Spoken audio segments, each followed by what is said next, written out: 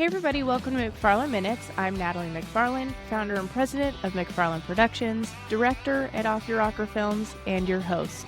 In these episodes, you can expect deleted scenes, in-depth campaign reviews, project highlights, marketing concepts, book reviews, and a deep dive into the creative process at Off Your Rocker Films. We'll also be covering invaluable lessons on mentorship, leadership, and the business of it all. We are so excited to be releasing our episodes every Sunday as your soft launch to Monday.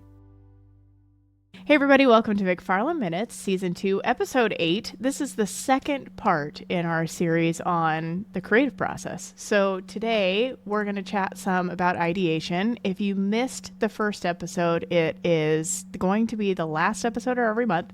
So that means the last one aired, it was Season 2, Episode 4. So if you missed that one, probably worth watching that one first or listening to it if you're not watching our beautiful faces here on YouTube. So today, ideation. Last week we talked about the problem. I think by the time you get to know the problem, now we get to the fun part, right? I think ideation might actually be my favorite part of this entire process because the options are endless and you haven't picked a creative direction yet because that's what we're doing. Ryan, you have notes on ideation. Let's start on what you've got written down over there. Well, one of the first things I like to kind of bring up, right, because everybody sees this in movies all the time, is like a big elaborate heist movie, and they're drawing on the whiteboards, right, and this guy's got tacks and the strings pointing to here, right, and just ideas are flowing, and I think that's so much fun because that kind of process, right, can lead you to ways of thinking that you haven't initially thought of before. I think oftentimes, especially as an editor, I kind of get in a groove, right? And I start doing the same things pretty consistently, right? I know this works, right? And I'm going to stick to it. And I think working to get out of that groove and find like a new path to get some ideas flowing is awesome, especially with how many different like idea tools there are now, right? So many options. Yeah. I think that's good. So one of the first things, right, that I like to think about in general is just where I get my inspiration from for these ideas, right? So say we're in the early stages and we're just throwing ideas around. I think my inspiration, right, comes from, I would categorize it in two categories: internal inspiration and external inspiration. I think in general most people are more familiar with external inspiration. That's like a Pinterest board or any other videos you may have seen on the internet, right, that are going to kind of inspire you to create something along those lines, or maybe a book or a movie or anything like that, right? And internal inspiration is, for me, what comes from my personal experiences, other videos that I've made, my creative process, people that have inspired me, conversations that I've had, just things that come internally. And I like to use that inspiration and then collaborate with others and their inspiration to try to get some initial ideas out there. Yeah, I think part of that process too, like on top of everything you just said, is so true for me too. Like movies are usually like a really good point of reference for me, especially I'm trying to like describe a scene, sometimes I can describe the scene but I don't remember the name of the movie, so that's extra fun when people are like, I don't know what you mean, and I'm like, that one movie. But but I think one of the parts of the process for me from the ideation standpoint is like I want to understand the voice of the client so that I can properly utilize their personality, sometimes lack thereof, but properly use the company's personality, right, to be able to hit the right people, right? Like, are we talking about professional service? Are we talking about rodeo time, Dale Brisby? Are we talking about like a kids thing? Like, is the personality more of like, a hey kids kind of thing, right? Like, are we cheerful? Like, what are we really trying to solve? And sometimes it's really hard problems, so we're certainly not going to like run out there with some like funny ha ideation for a client that maybe is solving some really terrible thing that's happening. Maybe it's God forbid, but flooding in Texas like happened last year. You know, like maybe the problem that you're solving is trying to collect funds from individuals in order to help the people in those floods. There was lots of those that came out, and I was so thankful to see people donating to those. But we're certainly not going to come out of the gate with comedy on something like that. So. Right. I think like the ideation process is also inspired by the client's person or the client company personality. So. Yeah, I totally agree. And I think with that, right, one thing that that I wrote down here that I wanted to mention, I think that ties in is the initial vision and right the final product and the bridge in between the middle, right? So when you've got, like we mentioned in the last episode, the problem, right, and now we're looking at the solution, right? What what could that bridge be, right? Mm-hmm. Like when you're just tossing ideas, you know, like what could solve this problem, and then you'll maybe, I think through that method you'll have a couple that you're like, yeah, this would solve the problem, but like you mentioned, maybe not in the way that we want to solve it, right? And not, it might Right. not solve it with the right tone or through the right medium, right? Or Mm-hmm. this might solve the problem for some people, but the people that we specifically want to solve it for, this won't solve it for them. And I think that part of the issue that can become difficult is because when you say things like that, you don't always say it with the utmost certainty that you're correct, Right. right? I mean, it's, I don't know how you could, you know, Right. you have to. I mean, you could use data and metrics to uh, project, right, and analyze, but at the end of the day, I don't think you'll know for certain until you actually dive into it. Mm-hmm. Yeah, for Yeah. sure. You know, one of the examples that like kind of comes to mind for me is like Dr. Squatch or like Duluth, right? Right. So those are like very men's humor kind of brands. If you're trying to sell women's body soap or face soap or whatever, probably not your best choice, right? Men's humor is probably not going to work. I mean, you might sell a few, right? And maybe you're like buying some for like your husband or something, but that is a pretty like men's humor kind of brand. If we're talking about, I don't know, K Jewelers, right? Or we're talking about Tiffany's, like that's even more of a feminine brand, right? And Tiffany's makes some great men jewelry. I don't mean to say that they're women's jewelry only, but they certainly like right down to the typeface, the colors, the way that they Mhm. present, the models that they're choosing, the lighting that they're choosing. All of that is going to be sort of female focused, right? So part of Mhm. the ideation process, like you're saying, is make sure you're hitting the right audience for the problem that you're trying to solve. There's a billion soap companies out there, and I wouldn't be surprised if 90% of them are women's focused soap Yeah. companies, right? I feel like Right. the beauty department in general, like really like ladies focused, right?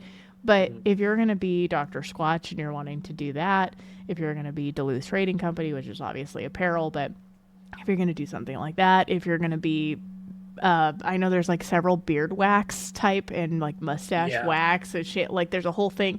Like Mhm. men's humor might fit you. So like the ideation process is restrictive by the company personality and the client personality, but also can be like pretty fun to like give you a category, right?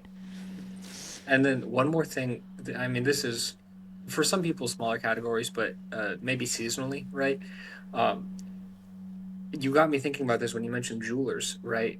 Oftentimes, I think with jewelry, you know, men may be buying it as a gift for the Yes. women. And maybe with like the soap, right? Maybe women are buying it as a gift for men, like at Christmas time and stuff like that. And if I'm looking for jewelry that I think Lily, my girlfriend, would like, I'm gonna look for something that has like the female branding to it attached, right? But then, Mm-hmm. you know, jewelry companies do a great job also like marketing to me the man who buys it as a gift, right? And they Mm-hmm. find that balance, right, where it's not quite too feminine for it. I don't want to dive into it because that's not quite the idea, but You don't right, want you to I think alienate, like if you're a yeah, gifting type brand, you certainly don't want to alienate the person that yeah, is likely to buy it to gift it to the other person. Yeah, right. for sure. There you go. Yeah, I like think that Dr. also Squatch is not going to come out and be like, we hate women, we don't want you to be part of our client base, right? Like that would be, obviously no brand is going to do that. That would be That'd be a bad really move. stupid. I don't think you're going to be in business. But the point is you're not going to make it so uncomfortable for a woman to buy it that they could never gift it to their husband or boyfriend or dad or whatever, right? Right. Especially if their boyfriend, husband, or dad are really into like men's humor kind of personality stuff. So Yeah. I think that's funny how that goes also into online shopping, right? I remember when I used to go to the mall a lot when I was a kid for Christmas shopping and stuff like that. There'd be mm-hmm. stores like I don't want to go into that store, right? The way that store just looks and feels and smells, right? But then with Yes. online shopping, that kind of changes the market. Even though you want your website to feel and reflect your brand, right? And that should all tie into the idea, right? If you're rolling out a new campaign, your website feel should match the feel of that campaign, and hopefully your in-person store does the same thing. But it's Yeah. just different how maybe you interact with accessing a website versus accessing an in-person store, and the way that Yeah. yeah. I think that's a great point. Like whatever you're creating from the video perspective should feel like your brand, right? So maybe it's a brick and mortar. Let's with your example of walking through the mall, right? I can Hmm. remember as a kid, like my mom. I don't even know if Bombay is still a company. They might not be, but I can remember my mom was like really into going into Bombay. It was a beautiful brand, and there was like lots of like beautiful wood furniture, and I remember there was like maybe like statues. It was home decor and furniture type of stuff, right? But very like high polished wood furniture, like very nice, beautiful stuff. Hmm. And I remember there, like, for some reason, like elephants everywhere. I don't know why there was always elephants, Like but wooden elephants yeah, around, like or there was like lots of that kind of like decor, right? okay, Um, yeah, the other one that I can think of is like Victoria's Secret, right? Like yeah. as a dude, right? Like gonna Hmm. be a little uncomfortable. Not my first choice, right? Yeah, like I'm probably gonna wait for you in these massage chairs out in the front, right? And Stand out and like, hold your bag or something. right, Yeah. yeah. Even as like a kid, I can remember like when I was a young girl, right? Like that's a little embarrassing of a store to go into as like a kid, right? And there's nothing Mm. wrong with Victoria's Secret. They just really tailor to like I'm gonna put like 18 to 35-ish-year-old woman, right? Like I Yeah. think maybe 35 is even a little too old. That's probably not quite their target, but 18 to maybe like 30. Right. um, but um, but I think like having a video campaign that like honors that same feel that you would have even if you don't have a brick and mortar or if you're not a business that lends to a Hmm. brick and mortar. If you imagined your brick and mortar, who do you want to feel comfortable walking through the door? Well, we should do the same thing when we're thinking about video. Same sort of Yeah. feel, right? It really communicates a lot about your brand. The style of your commercial can also communicate something about like the pricing of the item, service, event, whatever it is, Sure. too. So, like the style ideation that we go through should also communicate that, right? Like Dr. Squatch, pretty affordable. We're not like paying $1 billion for a bar of soap. If we're talking about, I don't know, some high end luxury soap brand that I can't think of at the moment, we're probably not going to present it in the same way. Right. One thing that I think about when you mentioned that is fragrances, right? Like perfume Yes, and cologne. fragrance. That's a really great Yeah. example.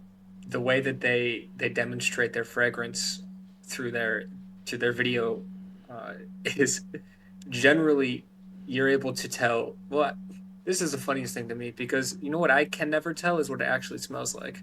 But generally, I can tell where to go get it, and I You're can like tell how that much it's going to cologne cost. smells like man. I Right. don't know. It smells like I don't know, that's Johnny Depp with some wolves. I don't really know what that smells like, but I think it's cool.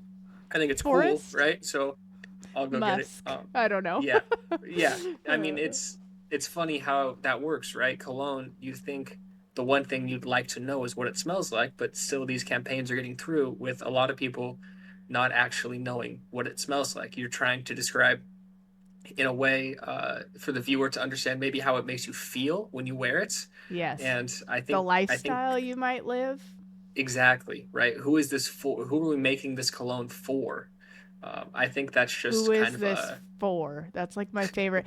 Okay, not to be a nerd, but roll back to one of our book review episodes. Know What You're For is like one of my favorite books of all time. And really, I think you just said it at the core of what we're trying to achieve through ideation is who is this for?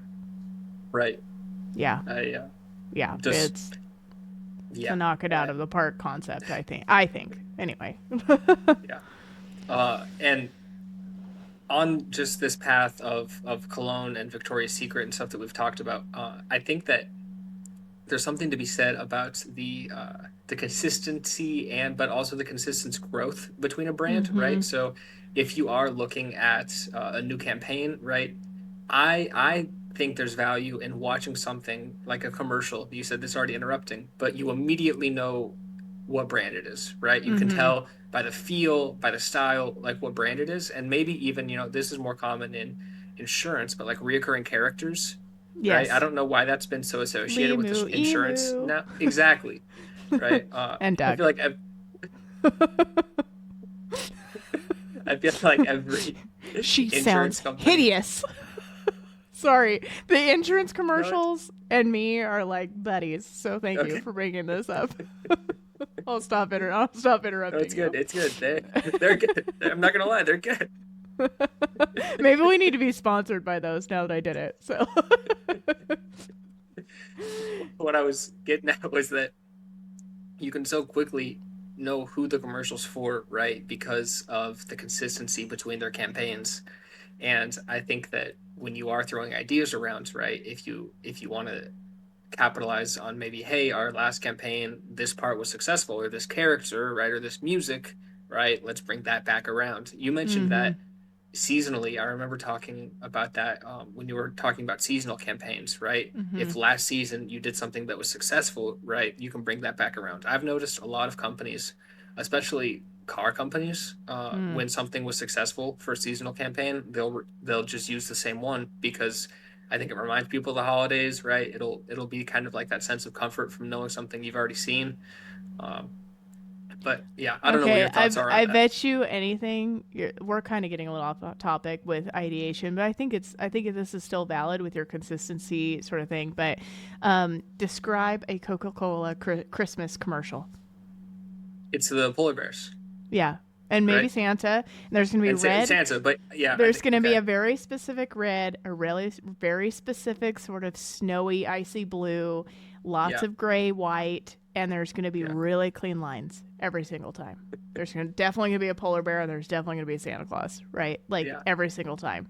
And I don't have to watch the commercial for more than like 3 seconds before I know what that is, right? right, Jingles or like music can do the same thing, right? So going hmm, back to our Ag Texas Farm Credit Services series, we elected to produce custom music for Ag Texas Farm Credit Services. That's used on all of their TV commercials. It's used as the music bed for their brand videos because it will make them recognizable. It feels like them. It sounds like them. You'll start to understand, and they certainly are not going to put in the budget that Coca-Cola will, or like what is the like 1-800-588-2300 100 cash now, whatever it is, Empire. It's Empire, yeah, Empire. whatever it is, Empire. They put the Anyway, budget in.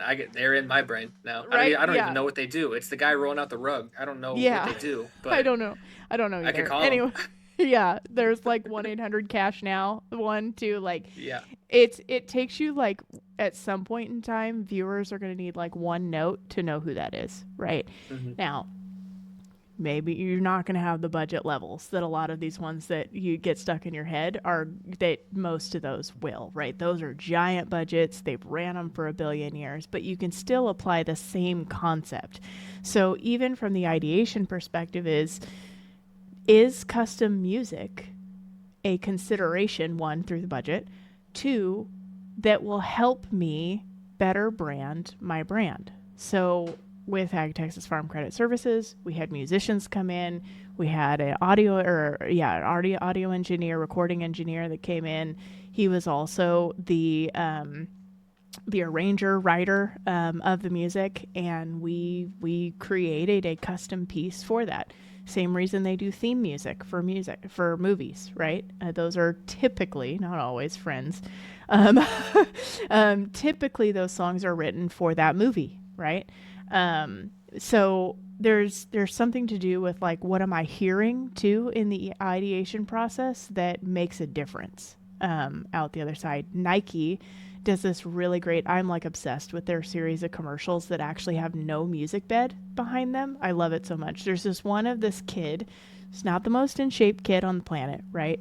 And just do it, right? Like they show all these like major athletes and Olympians and all this stuff, right? But then this commercial, they choose to show this kid. I don't know how old he is. I seem to remember maybe he's like, I don't know, 14, 15, something like that. He's not very old. Um, and he's jogging down a road and he starts out pretty far away from you, right?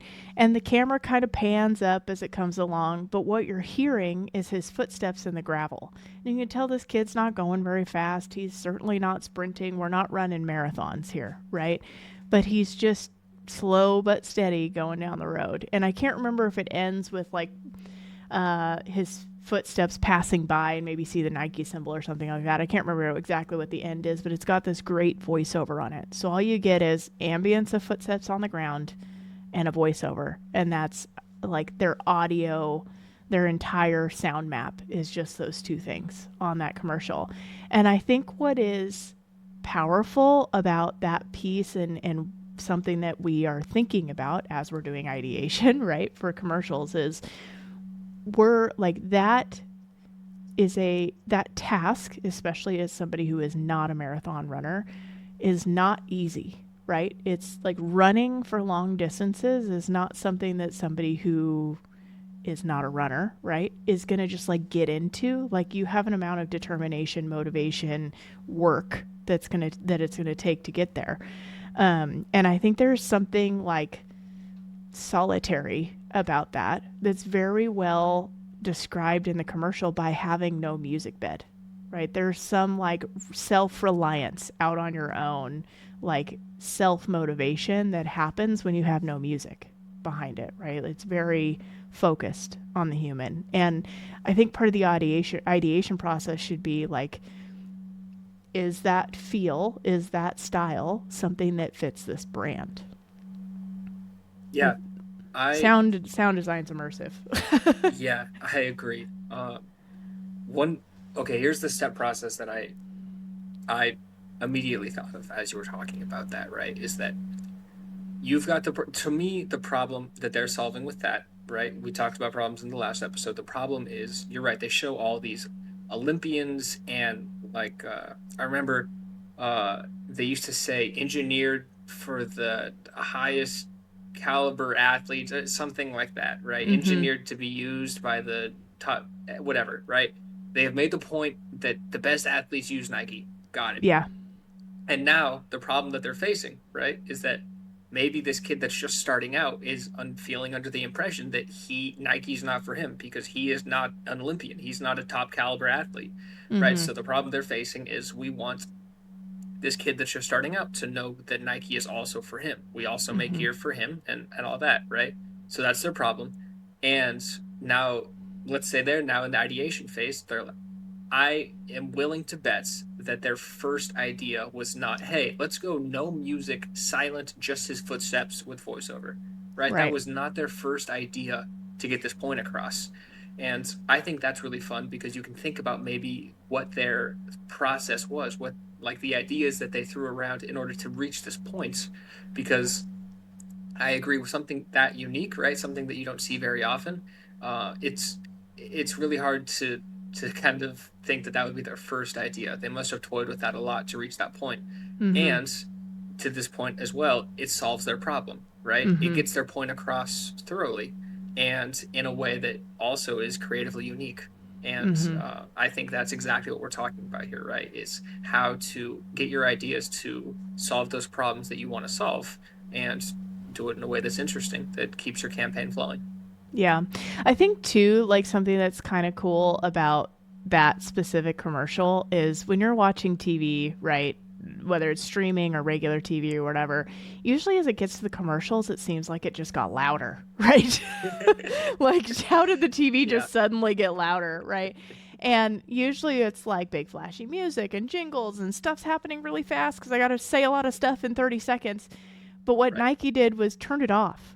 So if you're listening along, right, and it's like, you know, I don't know, the news jabbering along, very loud, argumentative, whatever you want to, what depends on what station you're watching, right? But I feel like most of them just sit there and argue anymore. Just loud, lots happening, right? And then it has some loud rap going to commercial music, and then it goes straight to a loud commercial, and then commercial loud, loud, loud, loud. What you do is you've got this big pattern of loud, and then you've got almost silence. And I will tell you that as an editor, what you don't want to do when you are cutting audio from an interview is actually leave a gap in the interview, especially if there was any kind of significant room tone. If I shut up here for a few seconds, you would probably be able to hear my desktop running right next to me. You might be able to hear our heater kick on.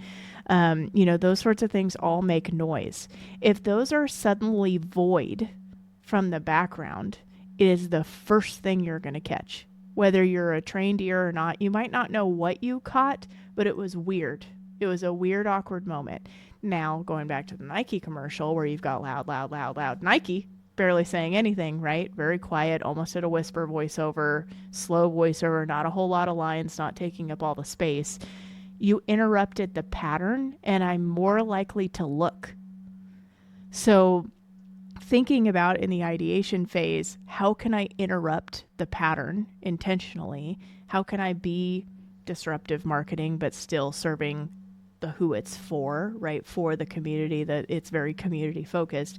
How can I visually, audio, voiceover, whatever it is, design wise, video wise, whatever it is, how do I interrupt the pattern of what people are seeing, particularly if I'm competing with other brands in something like a TV commercial situation, where the person is otherwise intentionally ignoring the TV, right? So like, how do I find the correct thing to interrupt the pattern? I think that's a huge piece of ideation as well. Love that you said look up. I think, or maybe you just said look, but yeah, I think, right, one of the biggest things that a lot of commercials are fighting right now is the fact that during commercials, I would say a large percentage of viewers likely go to a different device during the commercial break, right? If they're not, I think a lot of people sometimes even just have TV on in the backgrounds, right? Like you'll have your TV on while you're making dinner just for some noise, and you can hear some things while you're doing whatever you're doing, right? But if you're watching your favorite TV show and it goes to commercial, I think a lot of people go on their phones, or maybe they just talk, right? Whatever they're doing, they're time very to heat up my likely coffee, time to ignoring, whatever. I'm going to run to the bathroom, or I'm going to get some snacks, right? They're Right. ignoring the commercials, right? So Yeah. if, for example, I'm going to go get some popcorn during the commercial break, right? If that's what happens, and even while I'm over there making popcorn, you get me to look back over and be like, oh, I heard it went quiet. I thought maybe the TV broke or something, right? Yeah. Did my speaker quit? Yeah. Right. You know, what's going on? I think getting that look is awesome. And maybe, right, maybe if you yell louder than anybody else at the start of your commercial, maybe you will get them to look. But hey! I think you. Yeah, break the fourth wall. Maybe that's it.